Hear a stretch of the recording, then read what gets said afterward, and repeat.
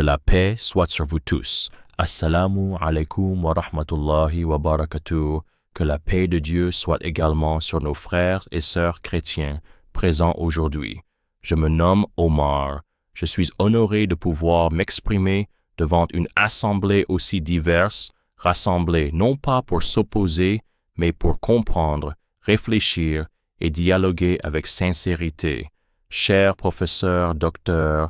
Zakir Naik, je vous remercie pour votre disponibilité, votre constance dans la recherche de la vérité et votre engagement en faveur d'un dialogue fondé sur la foi, la raison et le respect.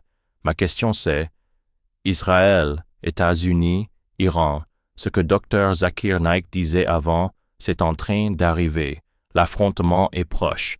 Voici qui va perdre. À la lumière du Coran et des enseignements de l'islam, comment devons-nous comprendre ces tensions majeures qui secouent le monde et quel message spirituel et moral l'islam adresse-t-il aujourd'hui à l'humanité entière, y compris à nos frères chrétiens, face à la perspective d'un conflit qui semble se rapprocher? Au nom d'Allah, le tout miséricordieux, le très miséricordieux. Je remercie mon frère Omar pour sa question claire, respectueuse et profondément pertinente, et je remercie l'ensemble du public, musulmans comme chrétiens, pour leur présence et leur ouverture d'esprit. Ma réponse ne sera pas une prise de position politique partisane, mais une analyse fondée sur le Coran, la Sunna et la raison. L'islam n'est pas une religion de guerre, mais une religion de justice.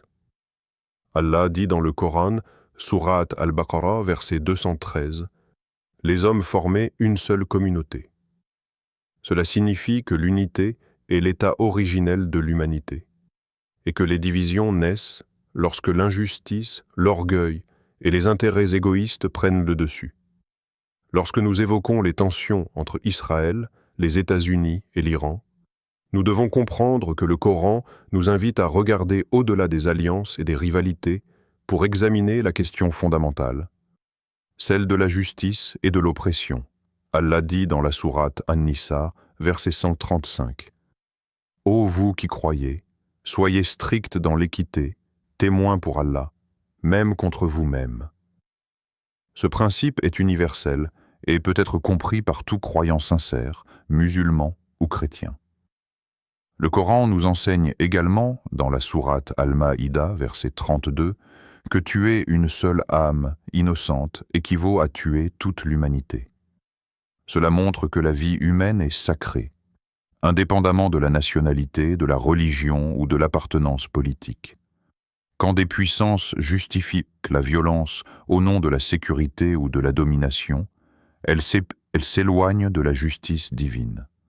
Le prophète Mohammed, paix et bénédiction sur lui, a dit « Craignez l'injustice, car l'injustice sera ténèbres au jour de la résurrection. » Ce hadith s'applique à tous, dirigeants comme peuple.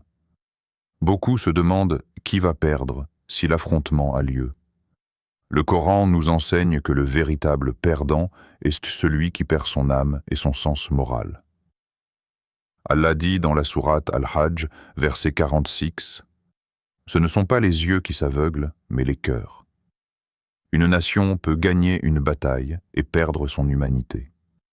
À nos frères chrétiens, je rappelle avec respect que l'islam reconnaît Jésus, paix sur lui, comme un grand prophète, porteur de miséricorde et de vérité. Jésus n'a jamais enseigné l'oppression ni la domination injuste.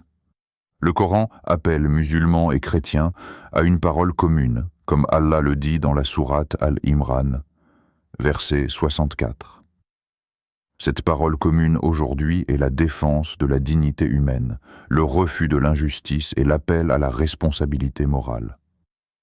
Lorsque j'ai parlé dans le passé de l'escalade des tensions, je ne faisais qu'observer une loi universelle établie par Dieu.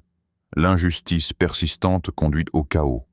Allah dit dans la sourate Ar-Ra'd, verset 11, « Allah ne change pas l'état d'un peuple tant qu'il ne change pas ce qui est en eux-mêmes. » Le message de l'islam au monde est donc clair. Revenez à Dieu, revenez à la justice, revenez à l'éthique. Ni la puissance militaire, ni la supériorité technologique ne sauvent une civilisation qui a perdu son sens moral.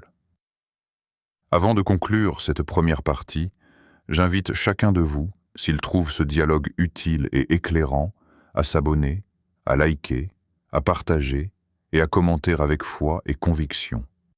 Allah Akbar. Lorsque nous observons les événements mondiaux actuels, il est essentiel de ne pas se laisser emporter par l'émotion brute, la peur ou la propagande, mais de revenir constamment aux principes intemporels que le Coran nous enseigne. L'islam ne nous demande pas d'ignorer la réalité politique, mais de la lire avec sagesse et discernement.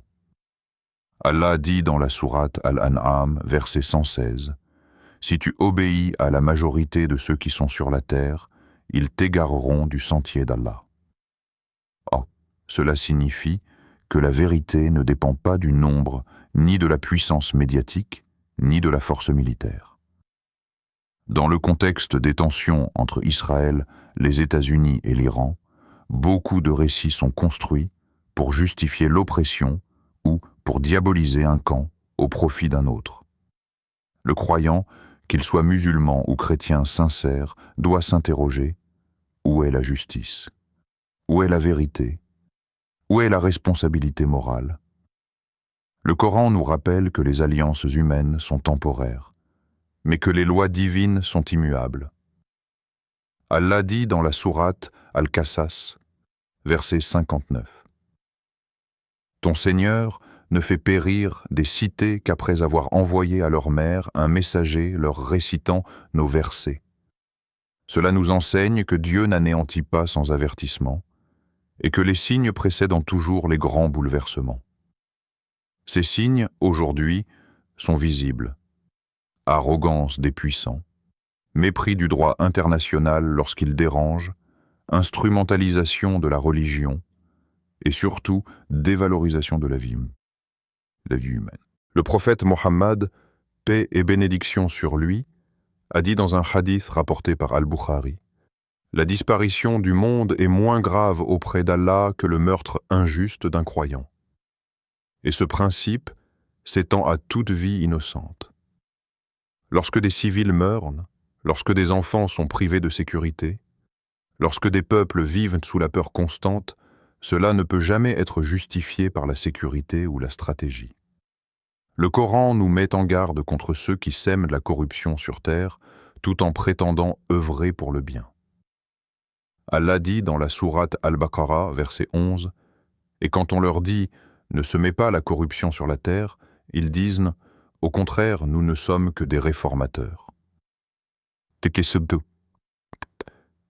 Ce verset décrit parfaitement de nombreuses puissances modernes qui parlent de paix tout en alimentant la guerre, qui parlent de démocratie tout en soutenant l'injustice lorsqu'elle sert leurs intérêts.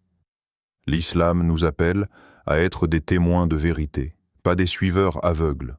Dans la sourate Al-Maïda, verset 8, Allah dit « Que la haine pour un peuple ne vous incite pas à être injuste. Soyez juste, cela est plus proche de la piété. » Voilà un message fondamental, et j'aimerais que nos frères chrétiens l'entendent également, car il rejoint l'enseignement moral de Jésus, paix sur lui, qui appelait à la droiture du cœur et à la responsabilité individuelle devant Dieu. L'objectif de l'islam n'est pas de désigner un ennemi collectif, mais de combattre l'injustice, où qu'elle se trouve. Lorsque certains me demandent si un affrontement est inévitable, je réponds que l'injustice rend le conflit probable, mais que le repentir et le retour à l'éthique peuvent encore changer le cours de l'histoire. Allah dit dans la sourate Al-Anfal, verset 53, « Allah ne modifie point un bienfait qu'il a accordé à un peuple tant que celui-ci ne change pas ce qui est en lui-même. » Les civilisations ne tombent pas uniquement à cause d'ennemis extérieurs. Elles s'effondrent surtout lorsqu'elles perdent leur âme. Dans cette région du monde où se croisent trois religions monothéistes, le problème n'est pas la foi, mais la trahison des valeurs de la foi. Abraham, Moïse, Jésus et Muhammad, que la paix soit sur eux, ont tous appelé à l'adoration du Dieu unique et à la justice entre les hommes. Aucun d'eux n'a prôné l'oppression, la colonisation injuste ou l'humiliation d'un peuple par un autre. Le Coran nous rappelle dans la sourate Al-Hujurat, verset 13, « Ô homme, nous vous avons créé d'un mâle et d'une femelle, et nous avons fait de vous des nations et des tribus pour que vous vous connaissiez, non pas pour que vous vous détruisiez. La connaissance mutuelle, le dialogue sincère et la reconnaissance de la dignité humaine sont au cœur du message islamique. Lorsque je parle ici, je ne m'adresse pas uniquement aux musulmans, mais à toute conscience vivante. Le monde d'aujourd'hui est à un tournant. Les armes sont plus destructrices que jamais, mais les cœurs sont de plus en plus insensibles. Le prophète Muhammad, paix sur lui, a averti dans un hadith authentique « Il viendra un temps où le meurtrier ne saura pas pourquoi il tue, et la victime ne saura pas pourquoi elle a été tuée. » Ce hadith décrit une époque de confusion morale, où la violence devient banale et déconnectée de toute justification éthique. Nous y sommes presque. C'est pourquoi l'islam insiste tant sur la responsabilité individuelle et collective. Allah dit dans la sourate Az-Zalzala, « Quiconque fait le poids d'un atome de bien le verra, et quiconque fait le poids d'un atome de mal le verra. » Aucun dirigeant, aucune armée, aucune superpuissance n'échappera à ce jugement. Ce rappel n'est pas une menace, mais une miséricorde, car il invite à la retenue avant qu'il ne soit trop tard. Le message que je souhaite faire passer dans cette continuité est clair. Si le monde persiste dans l'injustice, alors les conséquences seront lourdes pour tous, sans exception. Mais si les peuples, les croyants, musulmans et chrétiens, élèvent leur voix pour la justice, la vérité et la dignité humaine, alors un autre avenir est possible. Le Coran n'est pas un livre de fatalisme, c'est un livre de responsabilité. Allah dit dans la sourate Ash-Shams, « A réussi celui qui la purifie, et a perdu celui qui la corrompt. » Cette purification commence par la vérité, le courage moral et le refus de l'oppression, même lorsqu'elle est présentée sous des discours séduisants. Et c'est sur cette réflexion que je poursuis, sans détour, car la réalité exige de nous lucidité, foi et constance. Ce qui inquiète aujourd'hui beaucoup de personnes, c'est cette impression que le monde avance vers une confrontation inévitable, comme si tout était déjà écrit, et que les peuples n'avaient plus aucun pouvoir sur le cours des événements.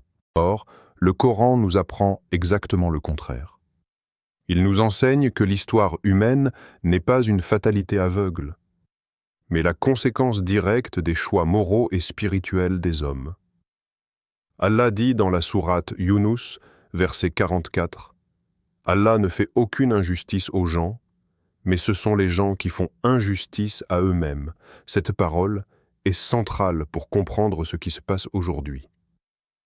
Lorsque des États puissants s'allient, se menacent ou s'affrontent, ils ne font qu'exprimer extérieurement un déséquilibre intérieur plus profond.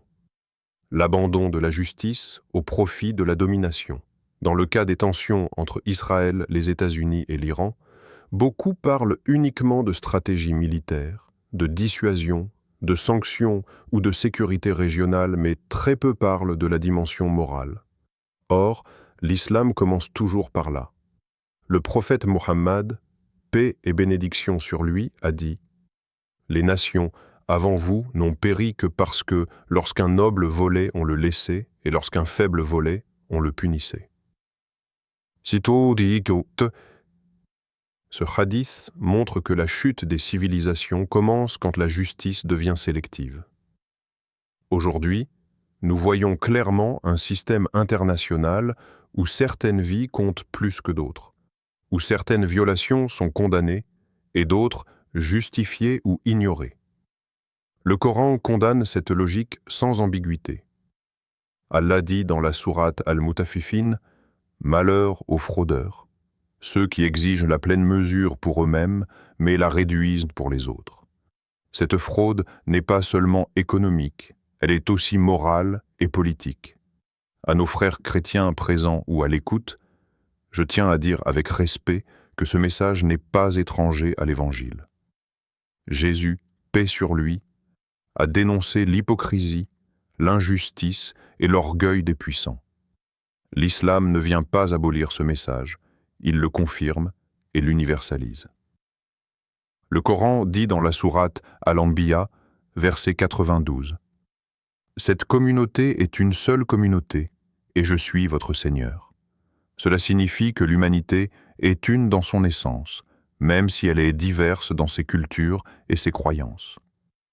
Lorsque des conflits se multiplient autour de la Terre sainte, de Jérusalem, de la région du Moyen-Orient, il est impossible de séparer la politique de la spiritualité.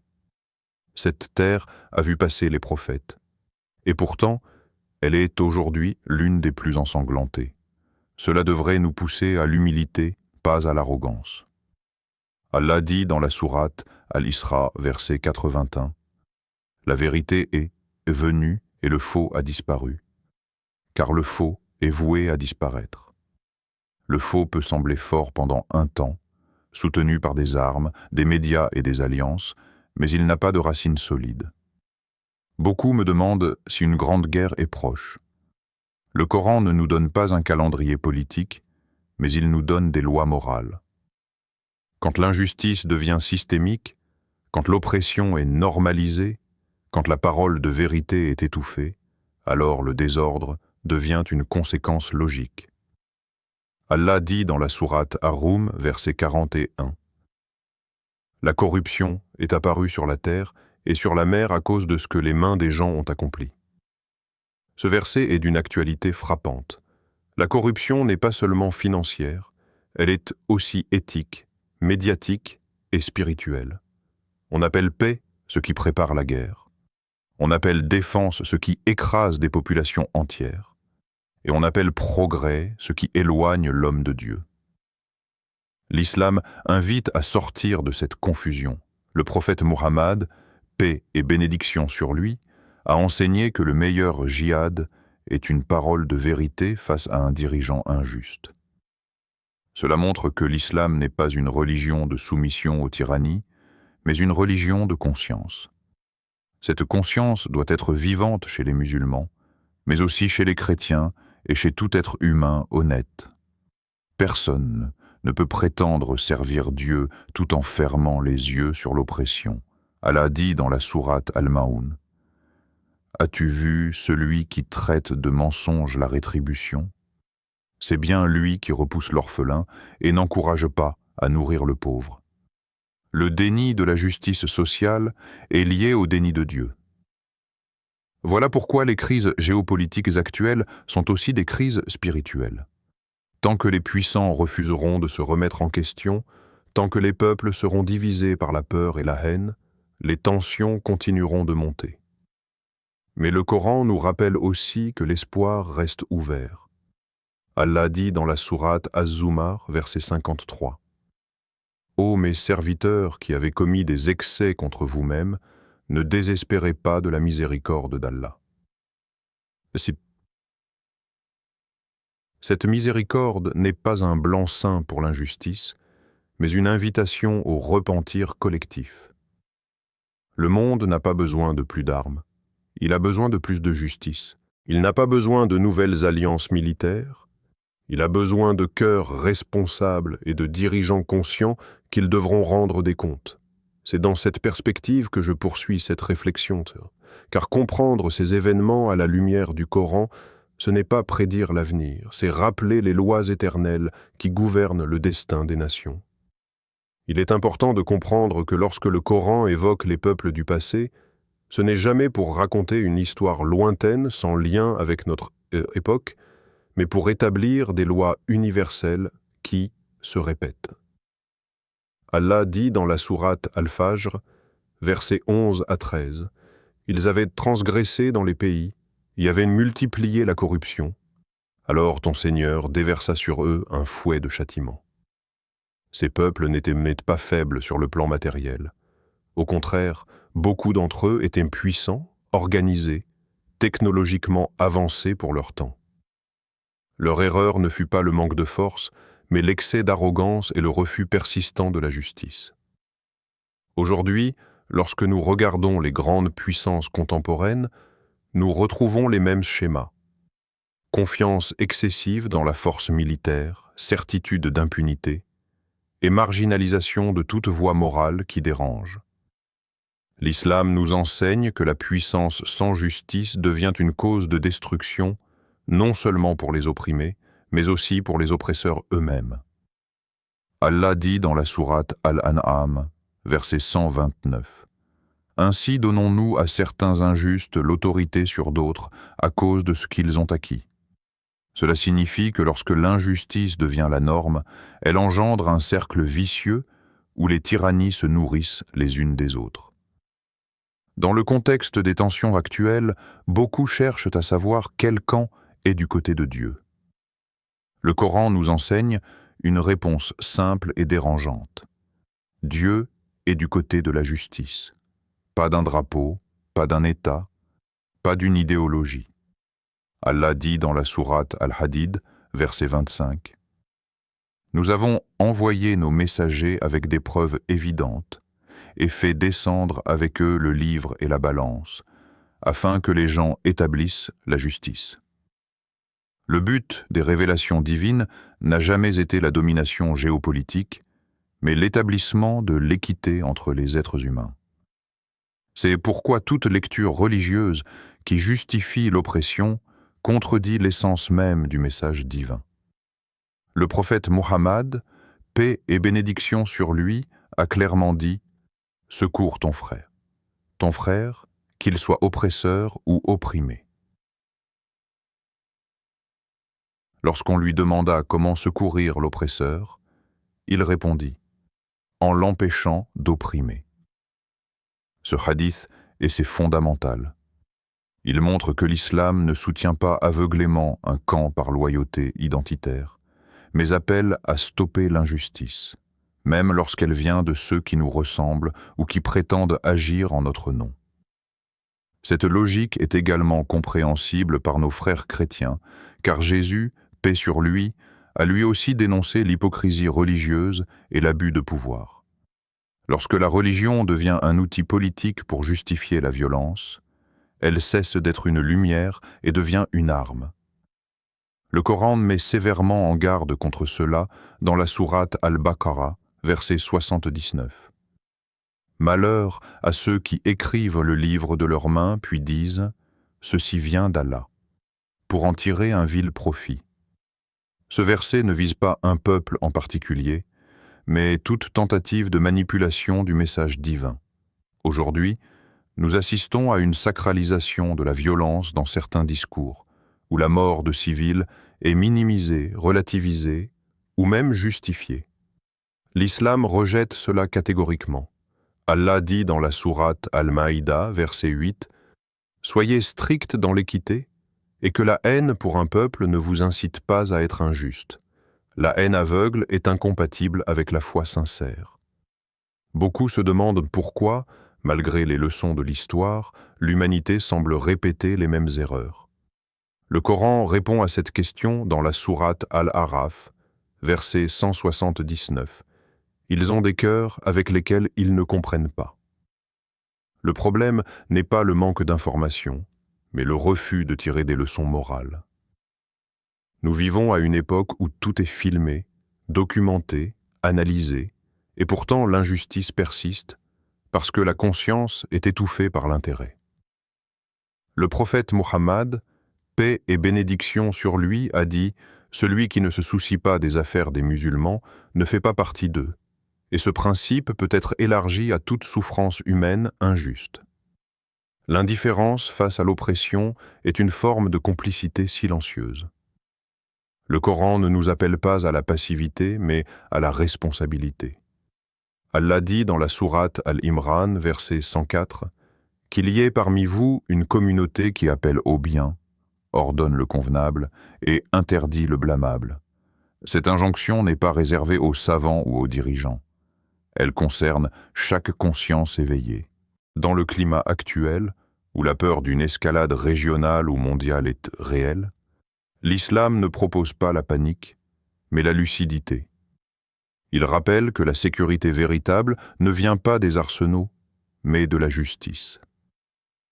Allah dit dans la sourate An-Nahl, verset 112, en parlant d'une cité qui se croyait en sécurité, Allah lui fit goûter la faim et la peur à cause de ce qu'il faisait.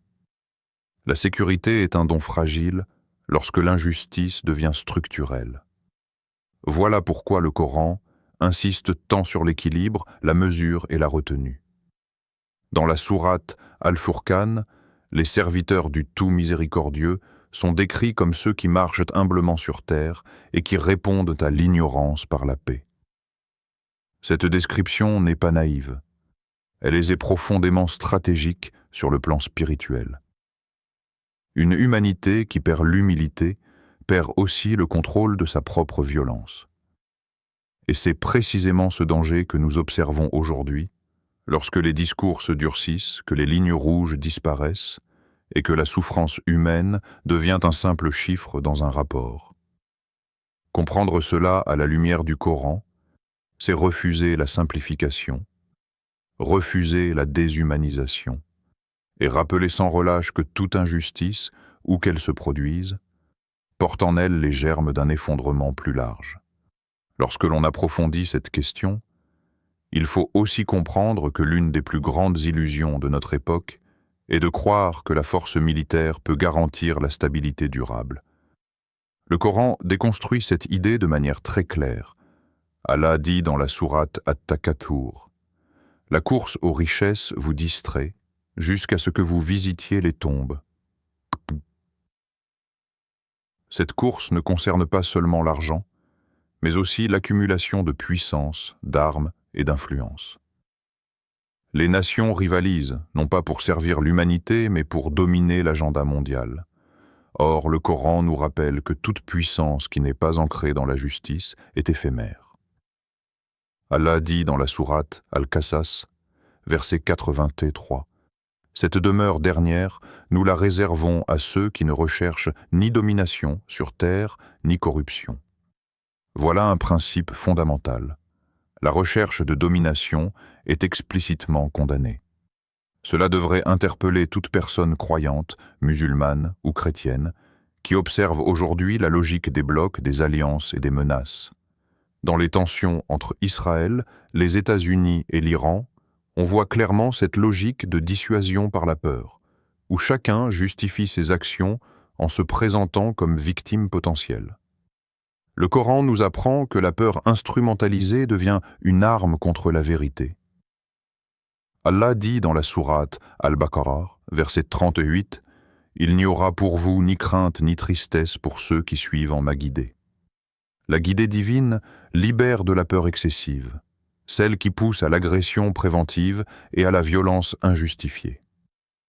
Le prophète Muhammad, paix et bénédiction sur lui, a vécu dans un contexte de conflit. Mais il a toujours insisté sur la retenue, la proportion et la protection des innocents. Il a interdit de tuer les femmes, les enfants, les personnes âgées, les religieux retirés dans leur lieu de culte. Cela montre que même en situation de guerre, l'éthique ne disparaît pas en islam. Aujourd'hui, ce cadre moral est souvent ignoré au nom de la sécurité nationale. Mais le Coran nous rappelle que la sécurité obtenue par l'injustice est une illusion. Allah dit dans la sourate Al-An'am, verset 82, « Ceux qui ont cru et n'ont pas mêlé leur foi à l'injustice, ceux-là ont la sécurité. » La sécurité véritable est liée à la justice, pas à la supériorité militaire. Il est aussi essentiel de rappeler que le Coran ne diabolise pas des peuples entiers. Il condamne des comportements, des choix, des systèmes injustes. Allah dit dans la sourate Al-Hujurat, « Le plus noble d'entre vous auprès d'Allah est le plus pieux. » La noblesse n'est pas nationale, ethnique ou politique, elle est morale. Cela signifie que dans chaque nation, il y a des justes et des injustes, des consciences éveillées et des consciences endormies. C'est pourquoi l'islam appelle à parler en termes de justice et d'injustice, pas en termes de camp absolu. À nos frères chrétiens, ce langage doit sembler familier car Jésus, paix sur lui, a également distingué entre le péché et le pécheur, entre l'erreur et la personne. Le problème survient lorsque les dirigeants utilisent la peur religieuse ou identitaire pour mobiliser les masses et faire taire toute critique morale. Le Coran décrit ce mécanisme dans la sourate Ghafir, lorsqu'il rapporte les paroles de Pharaon, qui disait agir pour le bien du peuple alors qu'il semait la corruption. Allah dit « Pharaon était hautain sur terre et faisait partie des outranciers. » L'histoire de Pharaon n'est pas seulement une histoire ancienne, c'est un archétype du pouvoir arrogant qui se croit indispensable et infaillible. Beaucoup de systèmes modernes reproduisent ce schéma, sous des formes plus sophistiquées. Le prophète Muhammad, paix et bénédiction sur lui, a averti que l'amour excessif du monde et la peur de la mort affaibliraient les nations. Cela ne signifie pas le rejet de la vie, mais le rejet d'une vie sans principe. Aujourd'hui, la peur de perdre l'hégémonie pousse certains à des choix dangereux pour l'humanité entière. Le Coran nous rappelle pourtant que la terre appartient à Dieu et qu'il en donne l'héritage à qui il veut. Allah dit dans la sourate Al-A'raf, verset 128, « La terre appartient à Allah. Il en fait héritier qui il veut parmi ses serviteurs, et la fin heureuse est pour les pieux. » Ce verset est une réponse directe à toute idéologie qui prétend posséder la terre par la force ou par le droit du plus fort. La possession légitime, selon le Coran, est liée à la responsabilité, pas à la conquête. C'est pourquoi la question palestinienne, au-delà de la politique, est aussi une question morale qui interpelle la conscience mondiale. Mais encore une fois, l'islam ne demande pas de remplacer une injustice par une autre. Il demande de restaurer la justice. Allah dit dans la sourate Ash-Shura, « La récompense d'une mauvaise action est une mauvaise action équivalente, mais quiconque pardonne et réforme, sa récompense incombe à Allah. » La réforme est le mot-clé. Sans réforme morale, aucun changement politique ne sera durable. Voilà pourquoi j'insiste sur le fait que ces tensions actuelles ne peuvent être comprises uniquement à travers des analyses stratégiques. Elles sont le reflet d'un monde qui a perdu son centre moral. Et tant que ce centre ne sera pas restauré par la justice, la vérité et la responsabilité devant Dieu, les crises continueront de se succéder sous des formes différentes, mais avec la même racine profonde. Lorsque l'on regarde la situation actuelle avec sincérité, il faut comprendre que le Coran nous met en garde contre une lecture superficielle des événements. Allah dit dans la sourate Al-Anfal, « Ils complotent, et Allah complote, et Allah est le meilleur des stratèges. » Cela signifie que même si les grandes puissances croient maîtriser l'avenir par leurs calculs politiques et militaires, elles ne contrôlent pas les conséquences morales de leurs actes. L'injustice finit toujours par produire un désordre plus grand. Le prophète Muhammad, paix et bénédiction sur lui, a dit que l'injustice sera ténèbres au jour du jugement, et cela commence déjà dans ce monde par l'insécurité, la peur et la perte de repères. Quand des vies innocentes sont sacrifiées au nom de la sécurité ou de la domination, c'est toute l'humanité qui s'affaiblit. Le Coran nous rappelle dans la sourate Al-Maïda que la justice doit être maintenue même envers ceux que l'on n'aime pas. C'est là une épreuve difficile, mais essentielle. Les tensions que nous voyons aujourd'hui ne sont pas seulement des conflits d'État, ce sont des révélateurs de l'état moral du monde. Tant que la justice sera sélective et que la force primera sur l'éthique, les crises se multiplieront, quelles que soient les alliances ou les menaces. Cher professeur Dr. Zakir Naik, je tiens avant tout à vous remercier profondément pour la qualité de votre écoute, pour votre patience et pour la clarté avec laquelle vous avez répondu à cette question complexe et sensible.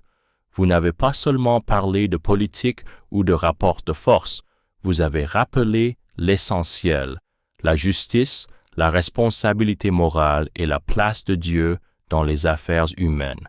En vous écoutant, j'ai compris que les tensions que nous voyons aujourd'hui ne sont pas seulement des conflits entre États, mais aussi un miroir de nos propres choix, de nos silences et parfois de nos compromissions. Votre manière de vous appuyer sur le Coran tout en parlant à la conscience de chaque être humain, musulman ou chrétien, m'a profondément touché. Vous avez montré que le dialogue n'est pas une faiblesse, mais une force, et que la vérité n'a pas besoin de crier pour être entendue. Je vous remercie également pour le respect que vous avez toujours manifesté envers nos frères chrétiens en rappelant les valeurs communes qui unissent ceux qui croient en un Dieu juste et miséricordieux. Vos paroles invitent à réfléchir, à se remettre en question et à ne pas accepter l'injustice comme une fatalité. Pour tout cela et pour votre engagement constant au service de la vérité et de la paix fondée sur la justice, je vous dis avec sincérité et reconnaissance qu'Allah te bénisse, cher professeur Dr. Zakir Naik. Qu'Allah te récompense pour tes paroles et pour la sincérité de ta question. Je te remercie de m'avoir écouté avec attention et respect, car un véritable dialogue commence toujours par une écoute honnête. Je remercie également l'ensemble de ceux qui nous ont suivis, musulmans et chrétiens, car le simple fait d'écouter un point de vue fondé sur la foi, la raison et la justice est déjà un pas vers une meilleure compréhension mutuelle. Mon objectif n'a jamais été d'imposer une opinion, mais d'inviter chacun à réfléchir à la lumière du Coran et des enseignements des prophètes.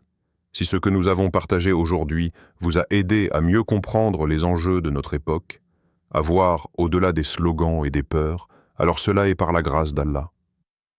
Je vous invite maintenant à soutenir cette démarche de réflexion et de dialogue en vous abonnant à la chaîne Parole d'Al-Islam, à aimer et partager cette vidéo afin que le message puisse toucher d'autres cœurs, et à participer activement dans les commentaires en posant vos questions et en partageant vos réflexions sur ce script.